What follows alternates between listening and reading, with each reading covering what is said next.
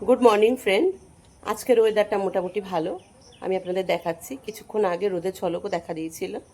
আমাকে দেখে বুঝতেই পাচ্ছেন আমার শরীর কিন্তু প্রচণ্ড খারাপ। মানে কি বলবো, কালকে ডাক্তার দেখিয়ে এসেছি। ডাক্তার দেখিয়ে ফার্মেসি থেকে একটা ওষুধ নিয়ে এসেছি 1000 টাকার। তবে ওষুধটা খেয়ে একটু ঠিক হয়েছে।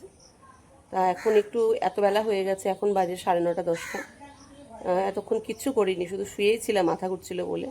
এখন একটু চা করেছি, চা খাবো। একটু দুধ চা খেয়েছি সাহস করে। র চা খেতে আমার একটু ভালো লাগে না। আর একটা বিস্কুট নিয়েছি ডাইজেস্টিক, ব্যাস এই দিয়ে খেয়ে নেবো। আমাদের বাড়ি শুদ্ধ সবার পটি হয়েছে, কাল ডাক্তার দেখিয়ে এসেছি। দুদিন পর নি। হ্যাঁ, দীঘা থেকে এসে দেখি এই গাছটা, অ্যাডিনিয়াম গাছটা পুরো পচে গেছে। এটাকে কেটে ফাঙ্গিসাইড দিয়ে দিচ্ছি। সকালবেলা টিফিন একটু জল দিয়ে মুড়ি দিয়ে ভিজিয়ে খাচ্ছি, লবণ দিয়ে চিনি দিয়ে। আর তো কিছু খেতে পারবো না, কারণ পটির জন্য কিছু খেতেও পাচ্ছি না। কি আছে? কি আছে?